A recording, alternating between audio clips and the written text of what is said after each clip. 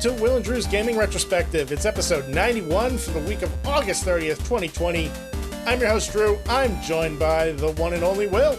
What's up? What's going on, Drew? How are you, man? Man, I'm doing pretty good.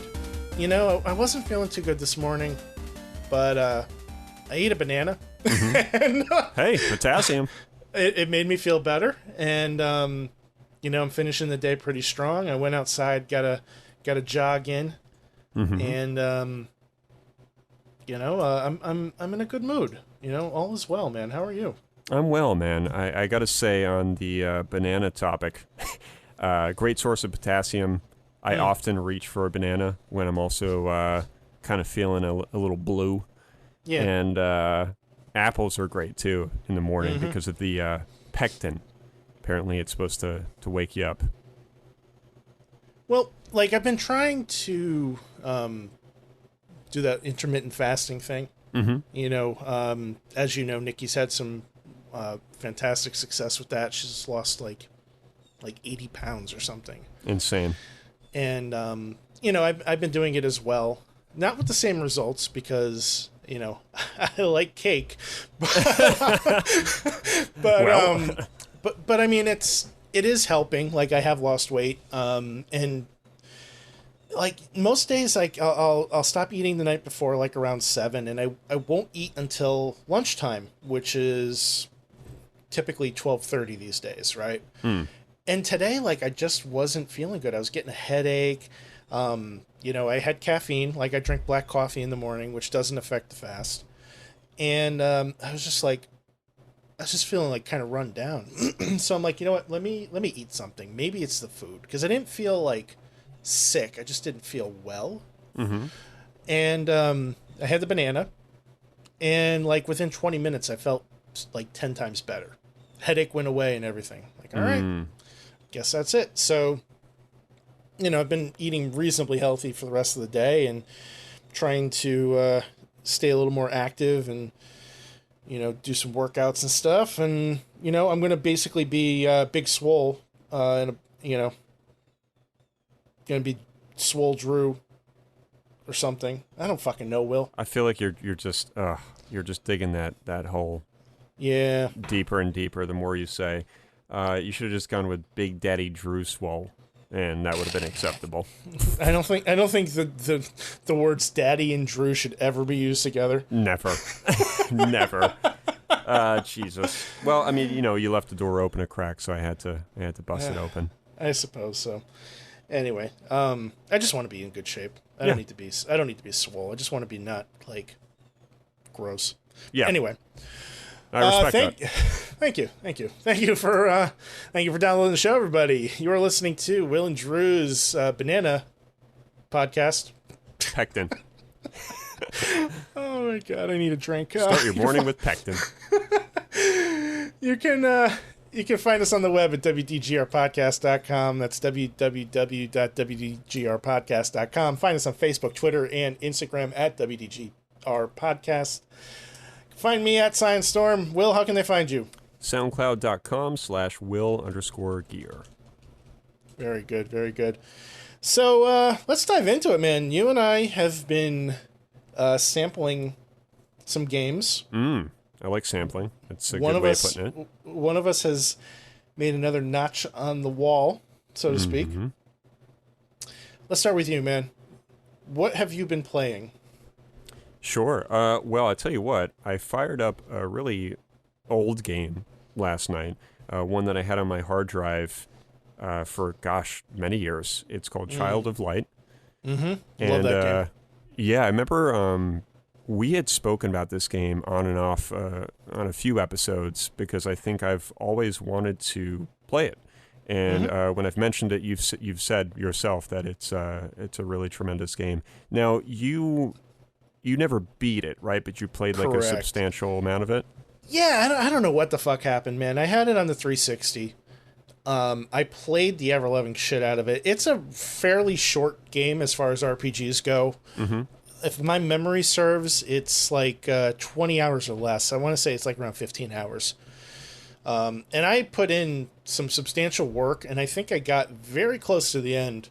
and never beat it. And I don't remember why. That's just what I do.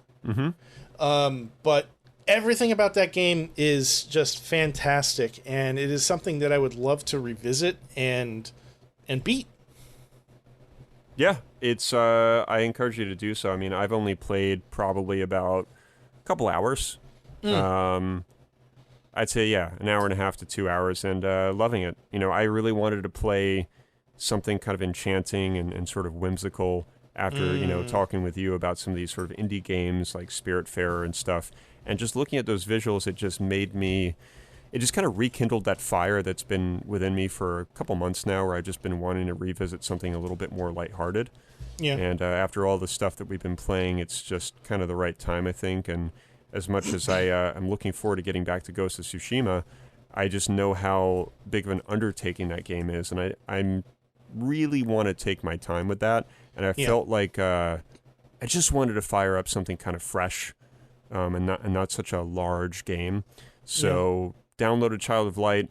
Didn't take long because it's not a very big game, and just went right into it. And immediately I was familiarized with the main theme song, which I really like. It's mostly piano, I believe. And it's just, it reminds me of like a children's book, like a really good children's book that you would find in like an old library, and you pick it up and you open it up, and it's just enchanting from page one. And this game, you've done a tremendous job just bringing that sort of storybook kind of quality of animation to life. And even just running around as this character, Aurora, you can see her hair almost like dye, like ink dye coming off of it. An incredible amount of detail in the animation and the way that the clouds move and the world kind of like shifts. It kind of reminds me of, those like old children's books where you would open up a page and you would see like the clouds move as the page is opening. It's like that kind of thing where they sort of shift. And I fell in love with the visuals immediately. The music playing in the background was good. The sort of environmental sounds, like sort of the background noise of just howling wolves and just sort of, I don't know, it has like such a twinkle to it. And it felt good to just play something like that on a Sunday evening. And if I recall correctly, the art style has like a watercolor kind of look to it, right? Yes, it's very much like a watercolor painting sort of coming to life, and I love stuff like that. I love games that have extremely unique sort of Grease-like artwork and visuals, and it reminds me of Grease, actually, in quite a lot of ways from that perspective. Sure.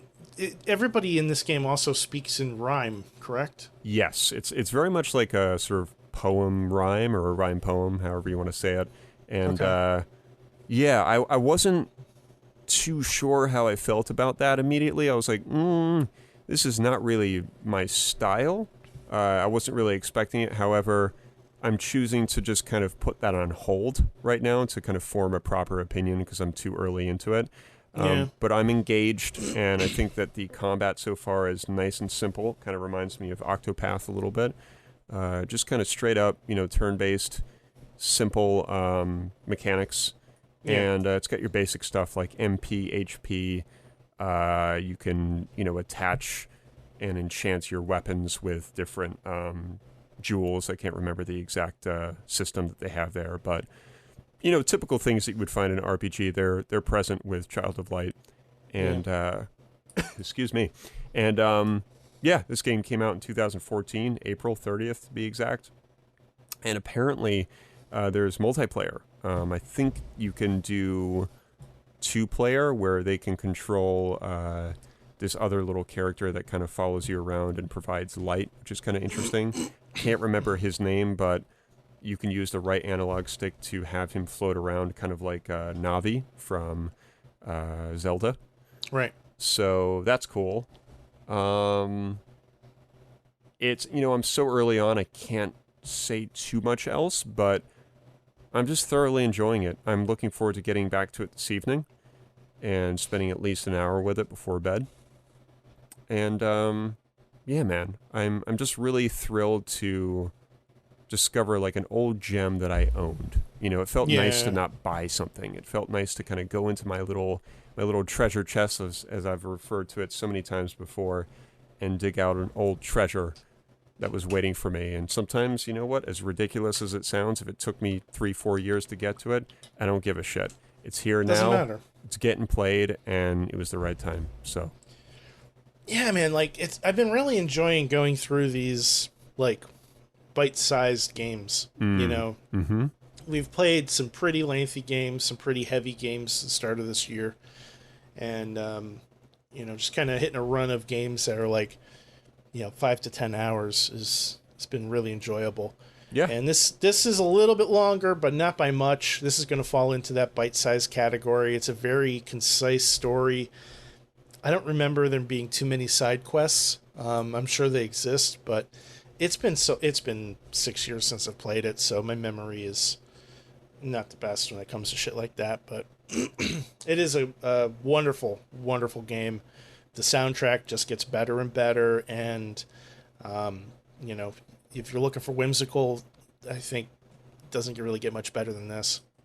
yeah. I forgot to mention too that I'm actually really excited to hopefully learn some piano themes for Child of Light, because I was listening to some of the themes in the game, and they're fairly simplistic. They're at my level of skill, hopefully. So I'm hoping that I can get some of those down pat and get something up on the SoundCloud. Just a Awesome. small little tribute to like maybe the main theme song, because I'm digging it. Yeah, I'd love to hear that, man. Hopefully you can find some time and a way to kind of get that inspiration. Yeah, I'm hoping so. I actually had my first sort of creator's block on Saturday, and I was really startled by it, because lately I've just been kind of putting it out on the desk, plugging it in, and just kind of going to town and coming up with something pretty quickly.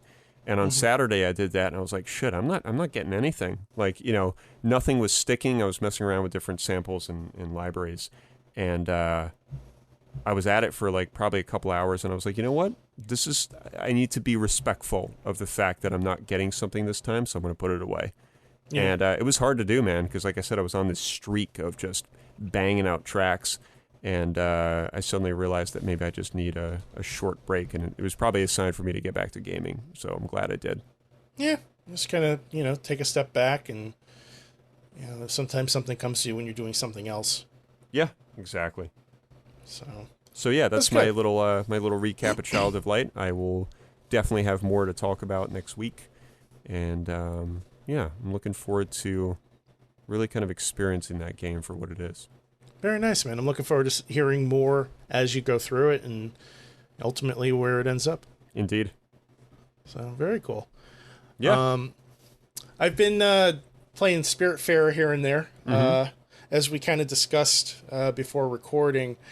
Every time I sit down to play this game, I magically start to fall asleep. And it's not a indictment against the game or anything. It's just that I'm waking up at 4:30 in the morning, and I don't get the chance to pick up the controller until about 8. And yeah, so well, it's that, and you're also, you know, discovering that this game is a little bit more laid back than originally anticipated. It is. You know, when we talk about games that are enchanting, this game definitely fits that mold. The art style is stunning. The graphics are beautiful. The music and the sounds very fitting, you know, for the style that they're presenting.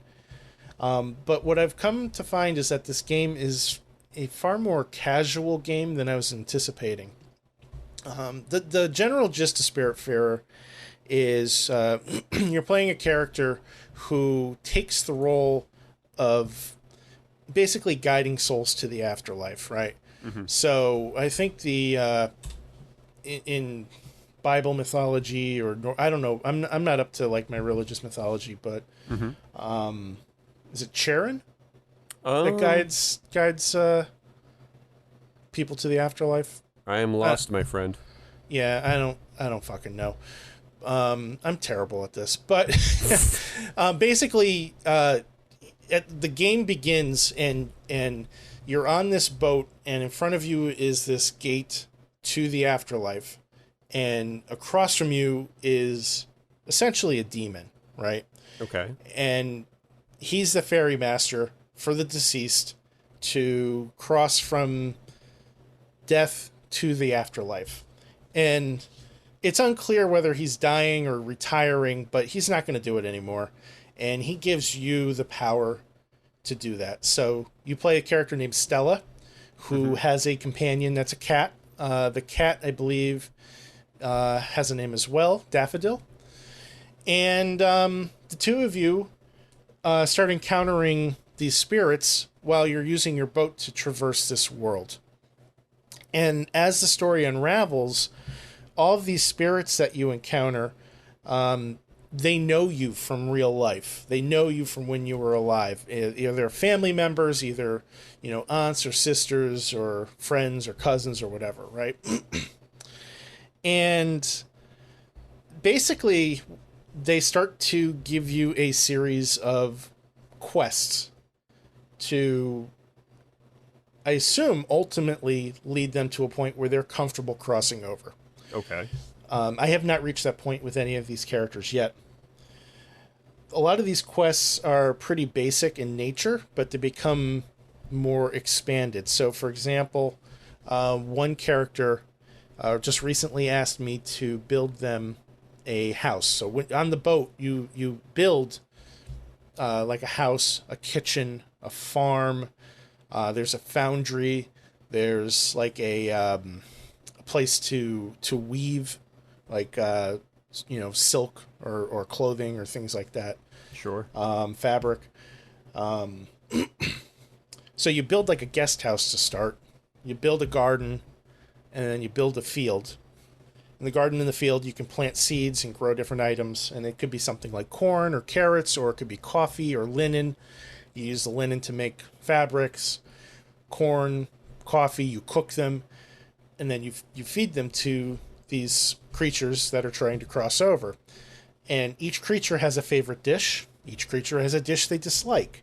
And it's up to you to kind of figure out what they like and what they don't like. And they have like a happiness meter that you're trying to manage at all times. And it could be something like giving them their favorite food. So one character really likes desserts. So if I take a strawberry and I turn it into a pie, well, now that's like 2 points of happiness rather than 1. Huh. And then you can, accomplish tasks for them, like building them their own personal home rather than insisting they live in the guest house, which will advance their quest. You can have conversations with them and learn more about them. You can hug them, which gives them happiness. And I gotta say, this game does hugs really fucking well. Wow, that's not something you hear every day. It's a really weird sentence to say. Very. But this character, like, fucking, she just leans right into it. And when Stella gives a character a hug, she's got this big grin on her face, and she just wholeheartedly goes right in, and you see this moment of hesitation in the person she's hugging, and then they just, like, melt around her. You know how, like, you have somebody that's just having the worst possible day? Like, you're having a shitty day, and your wife comes up to you and just gives you the best fucking hug. Oh, dude, it solves everything. It solves everything. Nothing beats a fucking really good hug, dude. Agreed. And every time I see Stella give one of these characters a hug, like, I feel that, man. That's awesome. It seems so genuine, and I've never seen anybody even attempt to relay that sort of emotional response in a video game. It's always either conversational or sexual, right? You never see a developer try to relate just the act of just hugging somebody, and they nailed it. Yeah, you know what? That's really refreshing to hear, especially in the times that we live in now, right? I mean, this is like, that's one of the last things that we want to do with our pandemic. So to experience like something like that in a virtual world, I think that's great. Yeah, it's very refreshing. It absolutely. So as you're accomplishing these tasks for these characters, building the house, making the boat bigger. Like, so it becomes a natural progression. So you build the guest house, but you need certain items to build that house. So you have to go and find those items in the world. So you're landing on islands, and maybe there's a tree you could chop down, and then later on you can get a sawmill that you build, and that tree can be turned into planks of wood. And there's different types of wood from different types of trees, and certain blueprints for certain houses use certain wood. So maybe one's maple, one's oak, and you have to find the island that has the oak. And then you build that house, and then the character's like, oh man, I really wish I had like a pork chop. I'm not making that up. That's an actual quest that I'm on right now. I have to go find a fucking pork chop. And like, I haven't figured out where to find that yet, because it's not, it's not black and white. Like, maybe that's something that I haven't uncovered yet on the map. There's a lot of islands that have, like, question marks over them. So you don't really know where you're going. A lot of this is very whimsical and exploratory. The thing that I'm running into is that there doesn't seem to be any pressure for me to complete any of this on any kind of given time frame. Like an incentive. Not really. Okay. I have all these characters whose ultimate goal will be to cross into the afterlife. I don't know when that will be. I don't know how that's going to happen. But, over the course of accomplishing each one of their quests, I'm juggling the size of my ship. I'm juggling, 3 or 4 different quests at a time, and none of them have any sort of a timeline on when they need to be completed. So there's no failure, which is refreshing on one hand, because this is a very chill game. They do talk about this as being a cozy game, and that is 100% correct. But at the same time, I also kind of feel like I'm not really doing anything meaningful, if that makes any sense. Like what is my incentive? You're lacking incentive and purpose with what kind of missions you're carrying out. And right. Gosh, that sucks. I'm trying to think if I've had that same kind of experience in a game. I'm sure I have. But that's really unfortunate. I would say the Stillness of the Wind, which I spoke about earlier when we were talking privately, it kind of reminds me of that. That was a game where I lost incentive and I lost the purpose of what I was doing, and it became too relaxed and too casual. And it got to the point where I was just like, this is just, it's like, waiting for a slug to cross the road, and you don't understand why you're waiting, Right. Like, there's as you're traversing the map, there's crates like littered throughout, right? And the idea is, at some point in time, these were ships that sunk. They don't ever get into details as to why they may have sunk. It's not like there's never any conflict. Like, there's no battles, there's no fighting, anything like that. But you just come across like debris in the ocean, and you can navigate to it, and you jump in the water, and there's this really cute animation where the cat follows you into the water but refuses to actually swim. So she just kind of like floats on top of a ball of yarn and runs on the yarn to stay above the water. So like just picture Mars standing on a ball of yarn. Right? Okay. His legs are all like tented in at a very awkward angle, like he's on a balancing beam. Uh-huh. And then he's running on that and making the ball of yarn spin in the water, but staying magically afloat the entire time. Yeah, that's like some Siegfried and Roy type shit. It's quite adorable. But anyway, so you'll jump in the water, you'll grab one of those crates, and it'll have things that you can use. Usually it'll have more seeds for you to plant for your crops. And those crops you can actually cook in the kitchen, and they take varying degrees of time to cook. And what I recently discovered is that I can cook multiples of them at the same time, which does increase the cook time, but it kind of becomes a little bit more efficient. And then eventually you can start to combine ingredients. So when you first start out, your oven is only capable of one ingredient, right? So I could do up to 5 pieces of corn, and I could turn those into popcorn. Or I could do 5 coffee beans, and it turns it into coffee. Or maybe I'll make, rice, right? And then you can upgrade the oven so that now it has the ability to do 2 ingredients at the same time. And the game is meticulous in guiding you towards combinations that will work and outright refusing combinations that won't. So, like, for example, I could do rice and shrimp and make paella.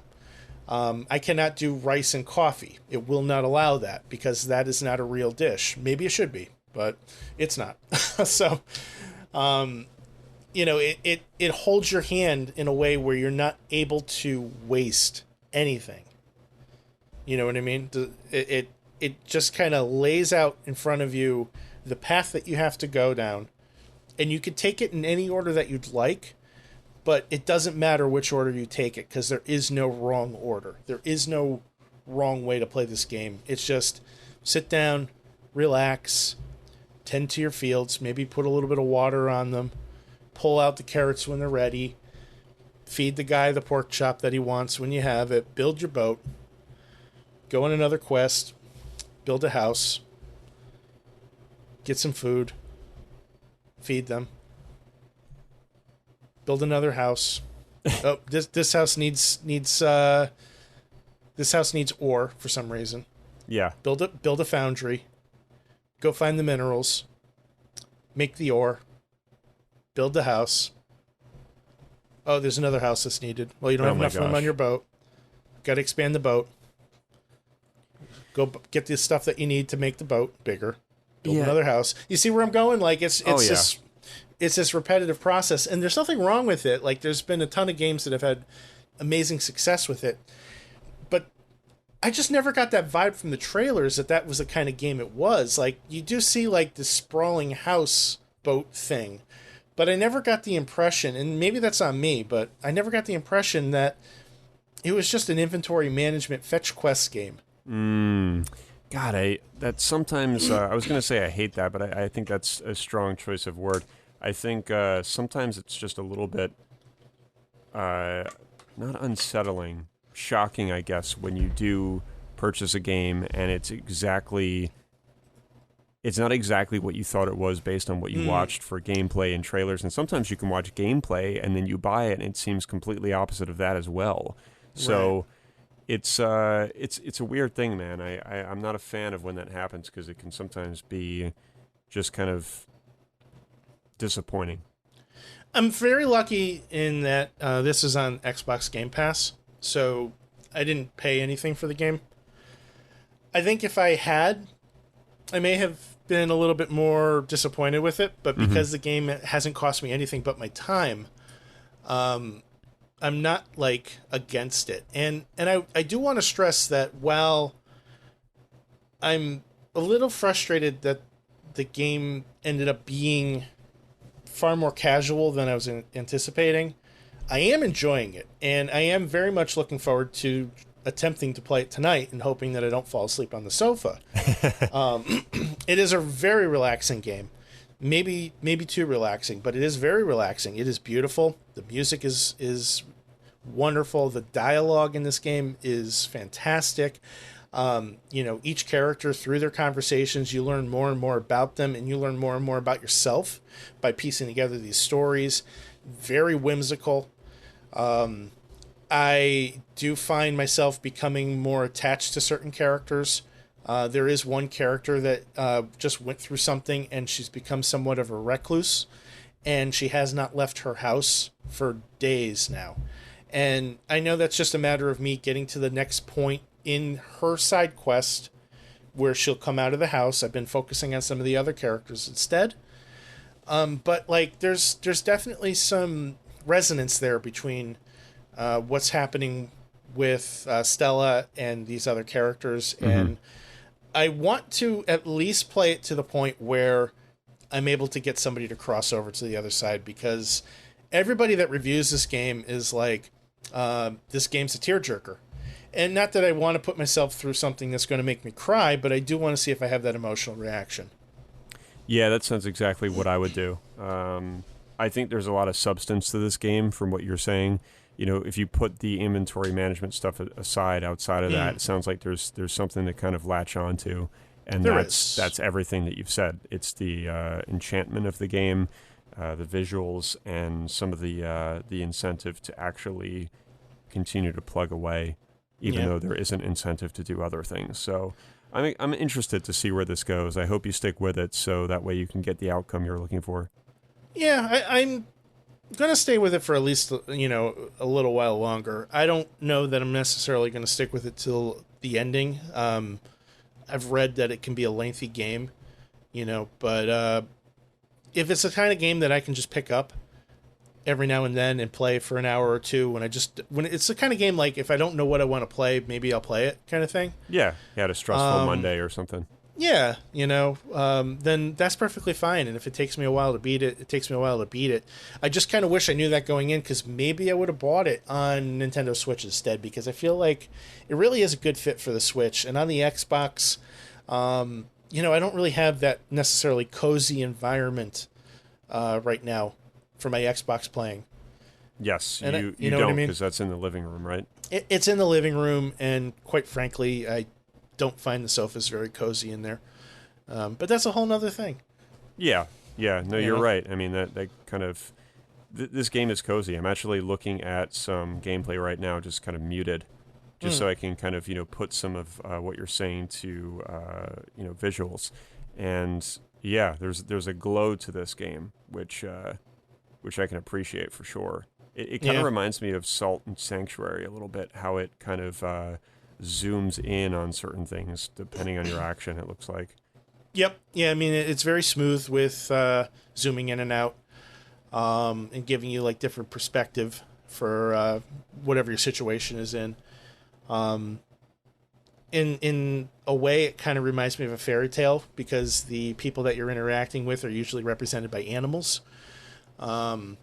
There's a giant sea turtle that I've recently encountered, and it's not somebody that I'm helping cross over, but it is somebody that aids me on my quest. And like, you're literally jumping around on this massive turtle shell, and you have a conversation with the turtle, and the turtle's like very motherly. It's very bizarre. Well, I could tell you, man, that this is a cat that follows you around, correct?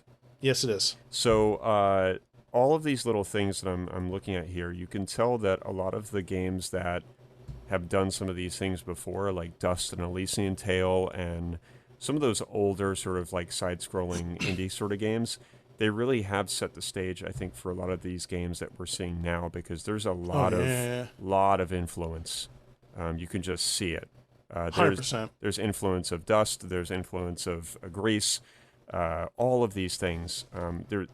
So many of these kinds of games are becoming popular now, and I think it's really cool to see that, because I do like what I see here, and I like games that have that sort of that approach where you're looking at something that's happening from this sort of side perspective, and I think there's something special about that. I hope that we can see more of this, because I think it could be well done depending on the content. I just sent you a link to the developers' homepage for Spiritfarer, and they give you right in the first two paragraphs exactly what the game is about. And I don't know how the fuck I missed it, but it's right there. Build a boat to explore the world, then befriend and care for spirits before finally releasing them to the afterlife. Farm, mine, fish, harvest, cook, and craft your way across mystical seas. Unwind for hours into cozy and relaxing gameplay. Like, it's all there. I'm dumb. I don't read. I don't know. But, yeah, I mean, yeah, it's fine. It's nice. It's exactly what it says it is. I just don't do well with, I think, these types of games. I've never been into Animal Crossing or Stardew Valley and shit like that. And this feels like it's right up that kind of alley. Yeah. There's, like I said, there's a lot of these games that are doing those same kind of things, and Obviously, there's a market for it, but that market it's not for everybody. And sometimes when they sprinkle it into a game that might have some attributes that are really attractive to you, it can be this kind of situation, which is what I think is happening to you, where you like, quite literally segments of how this game is performing, but there are other segments that are just not. They're just kind of out of your element, and that's fine. Sometimes you just can't get the whole package. Agreed. So, yeah, that's all I got to say about Spiritfarer for now. I'll put some more time into it and, kind of see where it goes. And I'm not writing the game off by any means. I do want to play at least through, one of the characters' stories, if not multiple. But I'm not sure how long I'm going to stick with it. Fair enough. So, finally got Papers, Please working on the Vita. Mm-hmm. And I kind of alluded last week to a bit of a struggle getting the Vita going, if I recall. You did. Did I talk about that? I believe you did. Now, refresh my memory. Do you have the OLED edition? I do. Okay, wonderful. I do. And it's a wonderful system. Now, I did buy it used off of one of our friends of the show, Chris, who posts a Superbus in our Discord room. Mm-hmm. And he sold it to me and at a wonderful price with the caveat that it needed repairs. So I did some research on it. I cracked it open and I replaced the analog stick. I believe it was the left analog stick. And there were some buttons that needed to be replaced too. And it was a fairly easy repair. And the system worked pretty well. And then I hardly ever used it because it just, for me, for the size of my hands, it's kind of an uncomfortable system, right? And it's kind of small. It's quite small. And I just never got around to buying like one of those batarangs you could put it in. make it like a controller handle, you know what I mean? Like, oh, yeah. They make those. And I never got around to buying one of those. I think if I did, I would probably enjoy it more. So the Vita's been sitting untouched for at least a year, if not longer. And I go to plug it in to charge the battery in it, and the battery is so discharged that it needs to be charged for 24 hours. So I put it on the charger, and I finally get it to turn on while it's charging because I know it's going to need system updates. And it took forever for me to get it to a point where it had enough battery to actually perform the updates. And then when it finally did start doing the updates, it took forever to install them. Jesus, man, that can just ruin an entire evening. Yeah, I mean, like, I kind of came into it expecting it, would need quite a bit of help to get going. So I didn't factor the Vita into any serious gaming time until I knew everything was ready. And finally, I got everything set up with it and ready to go. And then I just personally didn't have the time to play with it until this weekend, right? So I'm like, you know what? I'm going to sit down with the Vita. I'm going to fire this up. I'm going to play this fucking game. And, a couple different things happened. First of all, you recently purchased a PSN subscription for me, which, again, thank you for that. You got it. That does work with the Vita to some extent. Okay. Right? So one of the things that I do find attractive about PSN is cloud save. And there are some games that have cross-play on the Vita between the Vita and the PS4. And I don't fully understand whether or not the saves will cross over or not. But fucking around and getting cross-play enabled on the Vita and the PS4 has been a priority for me since I activated the subscription. I took care of it on the PS4 side, so I'm like, all right, now's my chance to do it with the Vita. And it is such a fucking hassle to get this shit going. Oh my goodness. You have to do it on a game-by-game basis, apparently. And in order to do that, you have to go and open the game without launching it. Like, the way the Vita works is, like, you can kind of open up the game, and then it'll give you some options for it, and then those are, like, on the system level, and then you can actually launch the game and play it.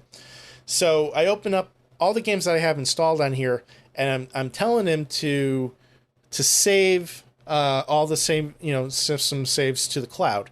And some of them will, and some of them won't. And then at some point I start to realize that there's not that many games on my Vita. Now, I purchased the largest stick possible for the Vita when I got it, right? The Vita uses proprietary memory sticks. Mm-hmm. They are expensive. Yes, they are. I don't even know if you can still find them anymore. They're the smaller memory stick duos or whatever, right? Yeah. Okay. So I think I have the 32 gigabyte one, maybe the 64. I don't remember. It might not be the largest, but it was pretty darn close. So I'm like, where the hell are all my games? Like, I'm only seeing the physical games. I don't see any of the games I downloaded. I'm like, well, that's weird. All right. So I get everything kind of set up. I'm like, let me launch Papers, Please. So I launch it, and I start playing it, and there's some weird shit happening, man. The game is running really slow. The audio is, like, skipping. Stuff is non-responsive. I'm like, this is weird. Something's not right. Mm-hmm. So I hard boot out of the game. Like, I close the game down, and I force close it, and then I restart the whole Vita. And when the Vita restarts, it's like there's no memory card. Well, what the fuck? There's no memory card. There's a 32 gigabyte memory card in here. Yeah. So I take the memory card out, and I look at it. I'm like, all right, well, it doesn't look damaged. Yeah. I put it back in. Now Papers, Please won't load. It says you can't play this game without a memory card. I'm like, the fucking memory card's in the system. That's aggravating. Like, so I'm like trying to figure it out. I'm going in the menus, doesn't see the memory card. I'm like, oh, you gotta be kidding me. Like, the fucking motherboard's fried, the memory card's bad.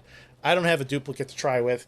I take the card out, look at it again, do the Nintendo trick, you blow on it a little. Yep. I put it back in, and then magically, as soon as I put the memory card in, all my downloaded games reappear.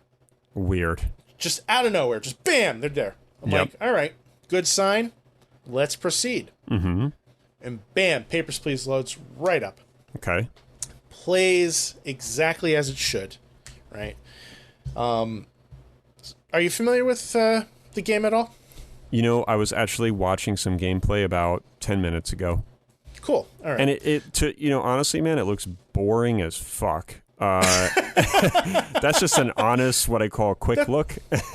Quick look by Will. But I think that it's intriguing because I remember a little bit about what you've said about it on and off over the months. And I'm still kind of curious about it. It looks... the Vita and the Nintendo DS had a lot of unique games like that that I'd love to sort of uncover one day. Yeah.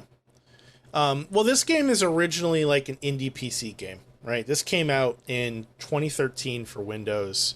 It was pretty popular on Steam. And they call it a dystopian document thriller. And the general idea with this game is you're a border-crossing immigration officer for a dystopian Eastern European country called I'm going to butcher this name. Arstotska. Okay, and not bad. It's supposed to be like, it's supposed to be Russian. You know, Ukraine, that kind of thing. Mm-hmm. And if I'm not mistaken, this takes place like 1920. Oh, I'm sorry, it's 1982. Mm-hmm. So I'm a little off. But whoops. The gist of it is you are basically at the gate of immigration, and you're vetting people and deciding whether or not they get to go through. So the game starts out very simply with a passport, right? And you have a book with essentially your rules. And you have to compare their passport to the rules. Does their picture match what they look like? Are they a woman or a man? And does it match up with what's on the passport? Does the passport look forged or realistic, right? And you can look at things like the city that the passport has been issued from, and if it matches the country that came from, and then the country's flag is also on the passport, so you have to match that up as well. Mm-hmm. And then sometimes it'll be somebody that's trying to get across for legitimate reasons, and they have all the paperwork, and you just let them go. Sometimes it'll be somebody with a forgery. And if you turn them away, then that's great. If you don't, maybe they're terrorists. Maybe they bomb the gate. Maybe they get into a gunfight with other guards. Maybe it's a mother trying to get her child across the border, and her husband has already been cleared, but her documentation is not clear. Maybe she's missing a piece. Sure. And each day that goes by, you're vetting these people, and at the end of the day, you get paid. And you have a family. You have a wife, a son. I think there's 2 kids. I think there's a son and a daughter. And then you also have, like, parents, like your mother and father. And you're getting $20 a day, and you're supposed to pay the rent, keep the heat on, and feed them. And the rent is $20 alone. So the first day, you bring your paycheck home, and you've already spent it. The next day, the criteria for letting people go across the border has increased. Now you have to have them, they should have a ticket from immigration. So now you're comparing their passport to the ticket from immigration, making sure everything matches. The name is spelled correctly on both. It matches, so it's not a different name. The passport number matches the ticket. And all of this corresponds with that same rule book from before. Mm-hmm. The third day, now the ticket's not good enough. Now you need additional documentation. And the requirements become more and more stringent each day that goes on. Meanwhile, your paycheck doesn't really get any bigger, but your rent goes up.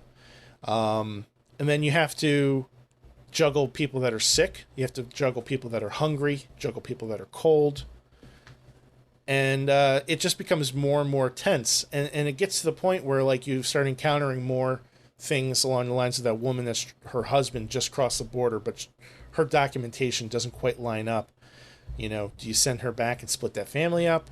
Mm-hmm. That'll cost you money. That'll cost you food.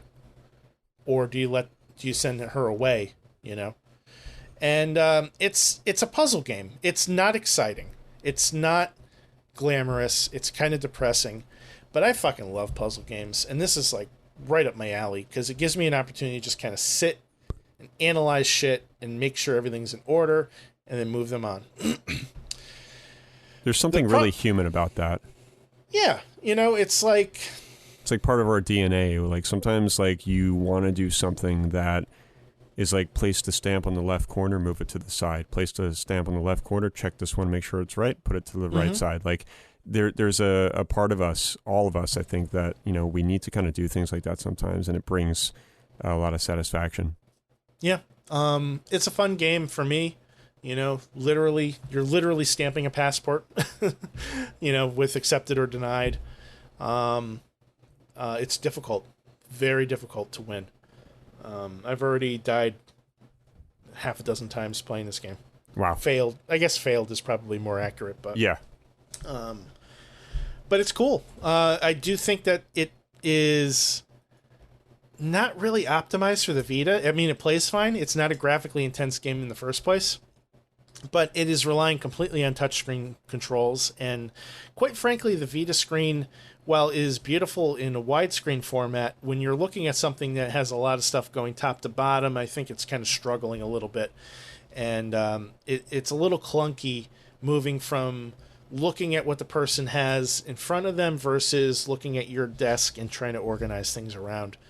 You know, I think there may have been a better way to kind of deal with that, but outside of that, I think it's, you know, it's pretty cool to have a physical copy of this game, and, you know, it's fairly rare, and, you know, if I ever decide to sell it down the line, I can definitely make my money back on it, but, you know, I bought this to keep.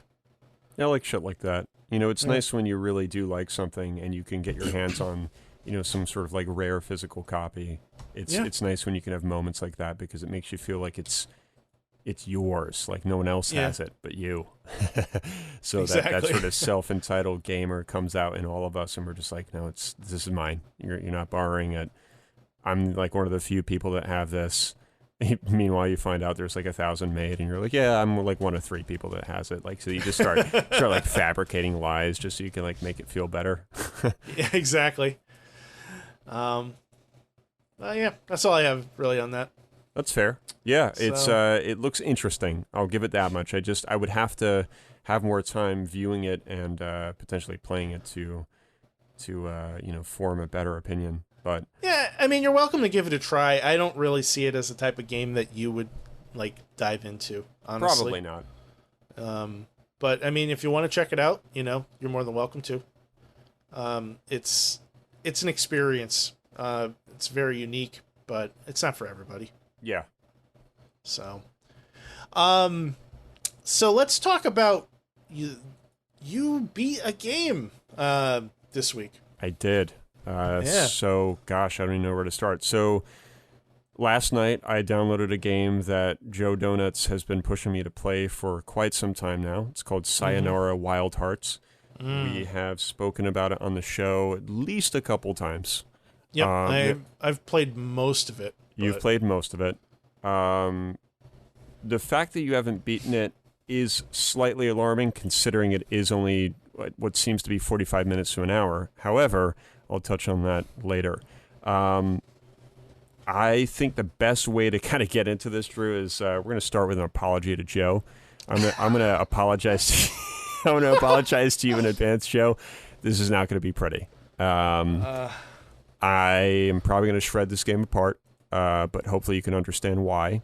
I can hear him pressing stop on the podcast player. Yeah, the smile that he had on his face probably about 1 minute ago is probably turned into a blank stare, a very concerning blank stare. So I apologize in advance, but I'm going to explain why this game was not for me.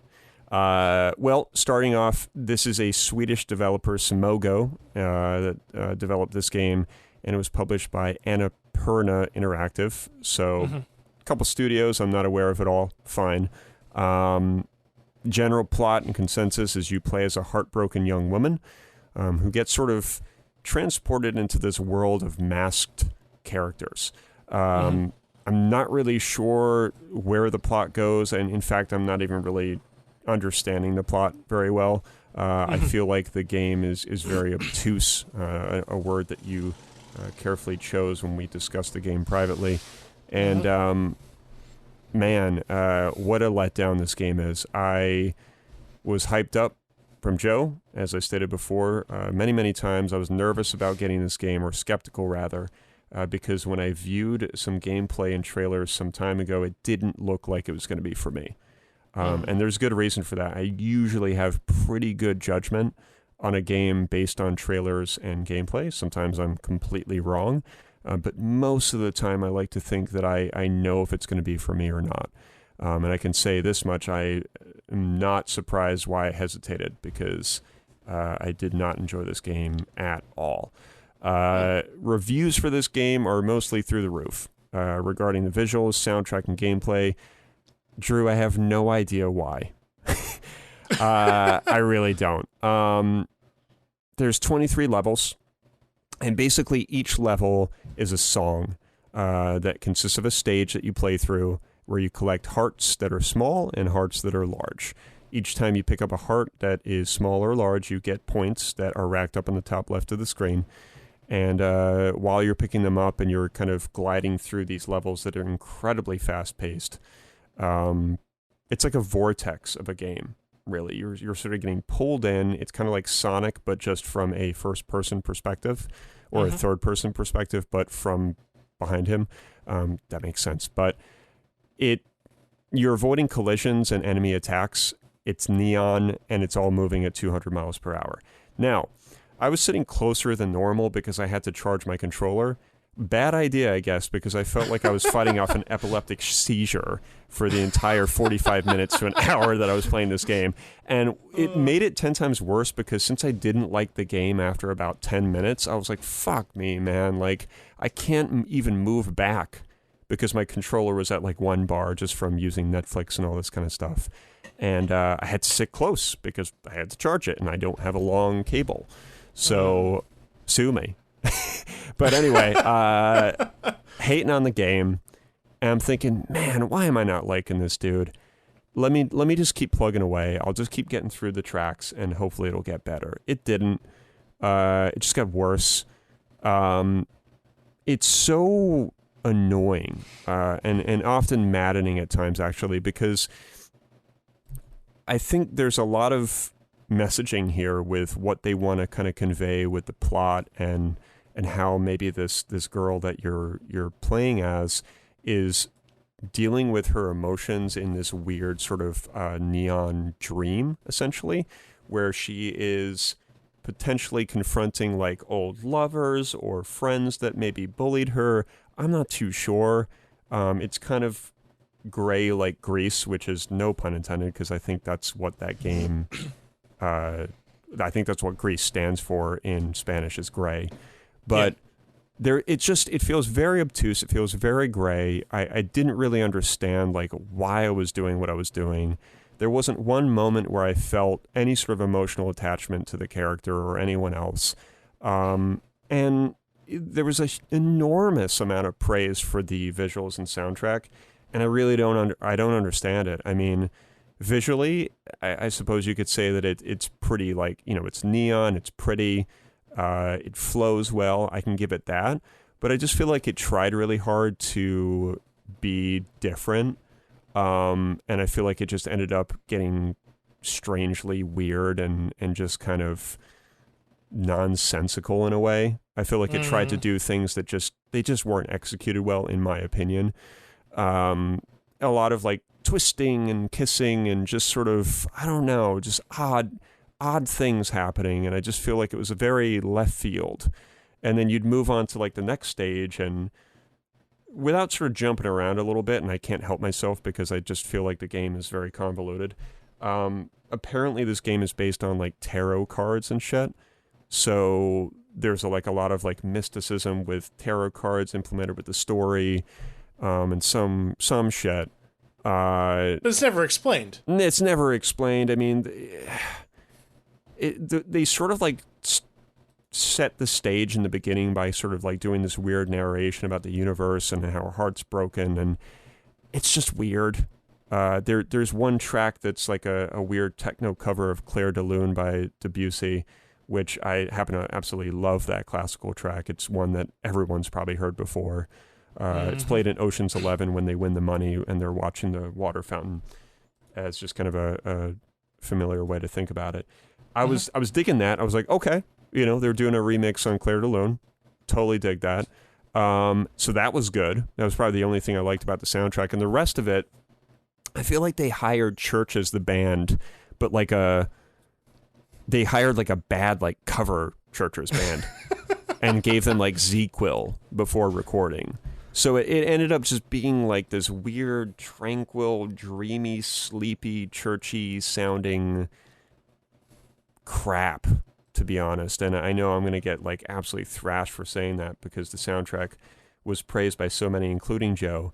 But it's just so whiny. Like there's this one track that I think was a highlight, and it's like,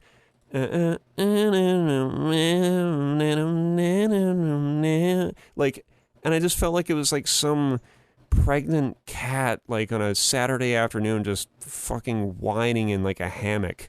Like just so bizarre and not good. I feel like the game was just made by emo kids who listen to dream pop and eat convention food at home.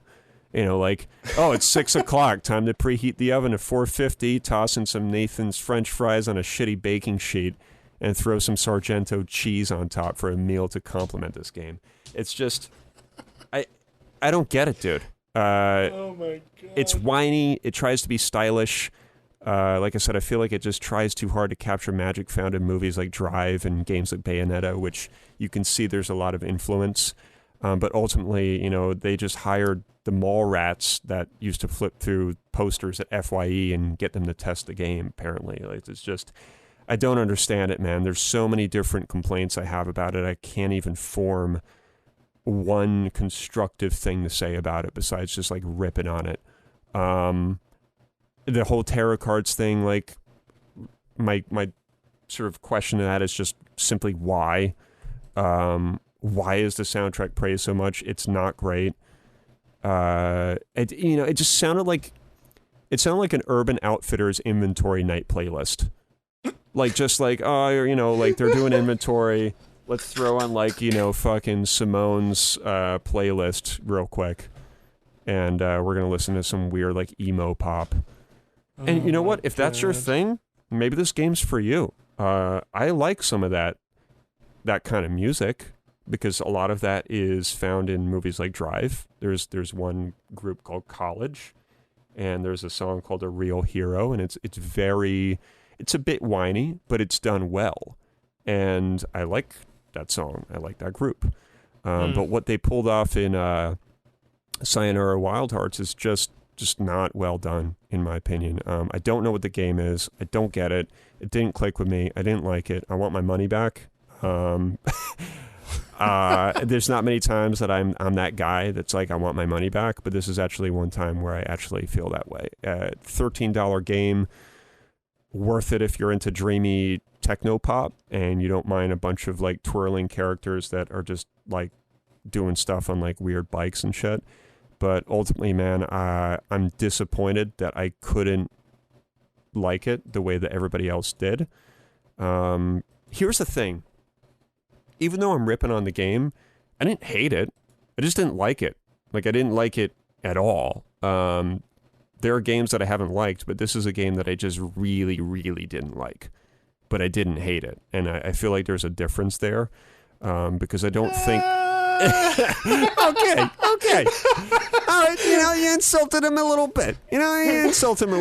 I think you've crossed the line from dislike to hate. Yeah, I had to throw in the Goodfellas quote there, but you insulted him a little bit. All right, that's enough now. But I don't know, man. I didn't get it. Ultimately didn't get it. And at the end of it, I guess this is kind of a spoiler, so if you're listening and you want to play the game, I would tune out now. She kind of the character transports back into her bedroom through like a skylight, and she's got hair again, and she's like awakened from her like depressed coma. And then she starts playing guitar like Ellie in The Last of Us 2. It was just weird, dude. It was narrated by Queen Latifah. I mean, that's cool. I guess. But like, sure. but it was like, okay, like, I know who that is, but all right, but it didn't make it any cooler. Right. And it's not hating on her. It's not hating on any of that. It's just, I didn't get it. I just don't understand. Like, it was just such a mixture of nonsensical stuff. And, like I said, might get thrashed for this. I'm prepared for the thrashing. Maybe I didn't understand it. I could admit to that. But with a premise so simple, I feel like it's hard for anybody to not understand it. And when I read some reviews, some people were saying that it was just revolutionary, and I just felt like the praise was really uncalled for. And it's about time that I think mustered up the courage to really just kind of challenge something like that, because generally I just kind of will just say, it's not for me. But this time I think I've decided, you know what, I'm going to really lay into this, because I sometimes do get irritated when I see praise for something that I just feel like doesn't deserve it. And this is one time that I just feel like it's an indie sort of game that didn't execute on what it wanted to execute on well. And if it received high praise, good for them. I'm not going to rip on their success, because I think that's great if it did well for other people. I'm going to be one of the people in the camp that just didn't understand it and or didn't like it. And I think that's okay. I don't even really know if I have much else to say. I tried to like meditate on the game for a little while today. I thought, you know what? Let me just ponder the game a little bit more throughout my workday, see if I can draw some different conclusions, maybe understand and see things from a different perspective, and I just couldn't. The moment that I finished it, I literally deleted it. I just went to options, delete game. It vanished in seconds, and I went straight to Child of Light, and instantly it was a breath of fresh air. So, again, Joe, I'm sorry, man. I know you really wanted me to like it. I feel like I gave it a fair chance. I played every single track. I even went back and played a couple because I didn't like how poor I was doing with a couple of them. Let's just say that I think it was, bronze rank is all I heard throughout the entire game. There was a couple times where I got silver rank, and it just kind of reminded me of Bayonetta, actually, because it reminded me of this one line where I think she says, the shadow remains untouched or something like that. And it's kind of catchy, and the whole bronze rank thing did nothing but just piss me off. But it's tricky, you know. I will say, outside of the hate, it's kind of challenging at times because it's a rhythm game, ultimately. And there are some areas that you actually have to sort of memorize what obstacles are going to vanish and then reappear. And there were a couple moments where I was like, oh my, like, I found myself saying, motherfucker, like out loud, like just like that too, like motherfucker. I probably said it at the exact same way, the exact same tone about 8 times in a row on one of the levels. Yep. And I'm surprised Lauren in the background didn't say, hey, you want to pipe it down over there, big guy? Like, I'm surprised I didn't get one of those.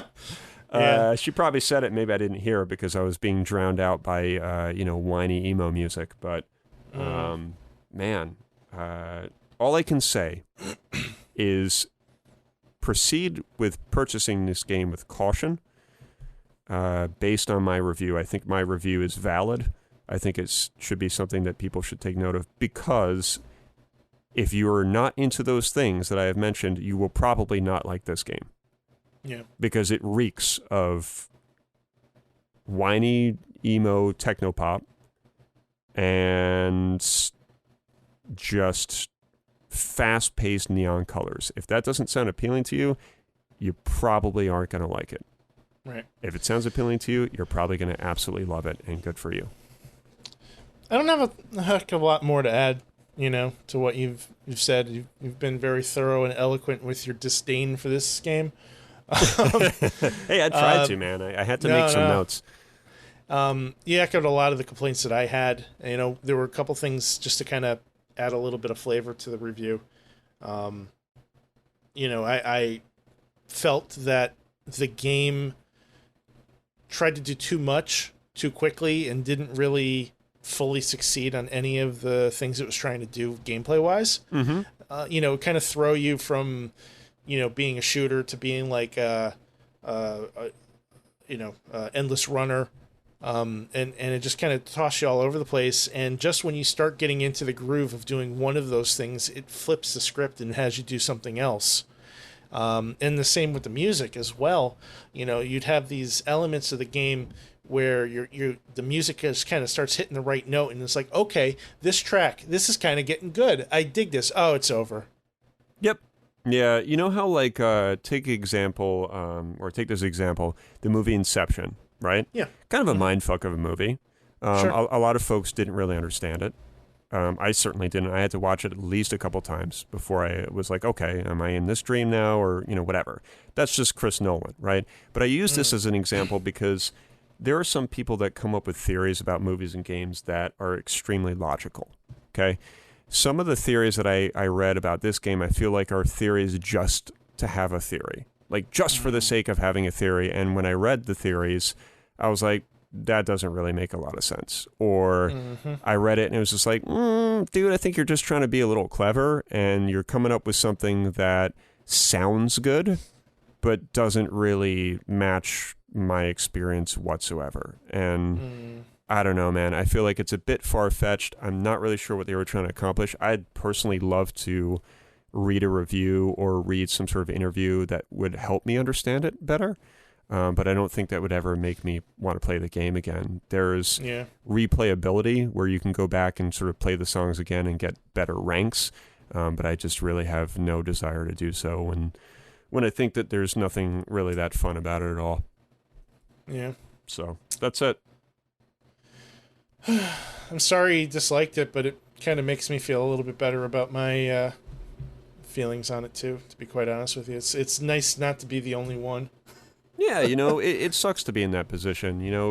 I've mentioned Grease so many times, and Grease has some obtuse moments, and there's a lot of moments in Grease where you also don't really understand, like, why you're doing what you're doing, and even the story is very loose. Like, it was really my own theory that she was depressed after losing her mother. That was kind of like what I came to with Grease. And as far as I know, there's no definitive answer. unless there's something that's come out. And that's fine, but I feel like Grease put things together better because the pacing was better and the way that things unfold just seemed to be a little bit more logical, whereas Sayonara just feels like this weird tribute to like 80s neon whatever mixed with weird techno pop and said, hey, we're going to make this about a girl with a broken heart. And even when you read the plot and synopsis, like, I don't know, man, it's just so loose. It's just too loose for me. Yeah. I need some connectivity, and I didn't find it with that. And, you know, by deleting the game within seconds after beating it's never a good sign. No. So, well, sorry, Joe, but that's just how I felt about it, and I'm glad you enjoyed it. That's all I can say. Yeah. I'm sorry, sorry you didn't have a good experience with it. No, it's all good, man. I mean... It happens. It happens. It's not like I cried myself to sleep. I was just a little bit disappointed that, you know, I could have spent that hour playing Child of Light or something else. So do you recommend that I actually bother finishing the game? I mean, knowing how you are, and you are similar to me when it comes to these sorts of games, I think that I would suggest you play maybe a couple more stages and just kind of see where that goes. And if you're not feeling it after 2 more stages, I'd probably stop. And the reason why I say that is because the stages really don't get much different. Yeah. It's not like, you know, when you get to like the final stage, it's like, you know, it gets immensely better. Right. Some would argue that it would, but this is no Journey. This is no Inside. This is no Limbo. Those are what I call games that just get better as you progress. So... Fair enough. Yeah, give it a couple more, just on a random day, and see where it takes you, you know? Yeah. And if you finish it, and then you'll have maybe a similar outlook or maybe something totally different. Who knows? Yeah, I don't know. Maybe I will, though, just to kind of just get it out of the way. Yeah. Say you beat it. Yeah, pretty much. One more for the board. Yep. One more notch above the bedpost. Right? Oh, yeah, man. We need it. We need those notches. Definitely. All right, man. Well, anything else you want to talk about? Or should wrap this thing up? I think we'll wrap it, man. I'm absolutely positively starving. So yeah, me too. I can smell dinner in the other room. So thanks everybody for listening. We are Will and Drew's Gaming Retrospective. You can find us on the web at WDGRPodcast.com. We're on Facebook, Twitter, and Instagram at WDGR Podcast. I'm Drew. You can find me at ScionStorm on social media. Will, how can they find you? You can find me at soundcloud.com/Will_gear. All right, and that'll do it. We'll see you next week, folks. Thanks for listening. See ya.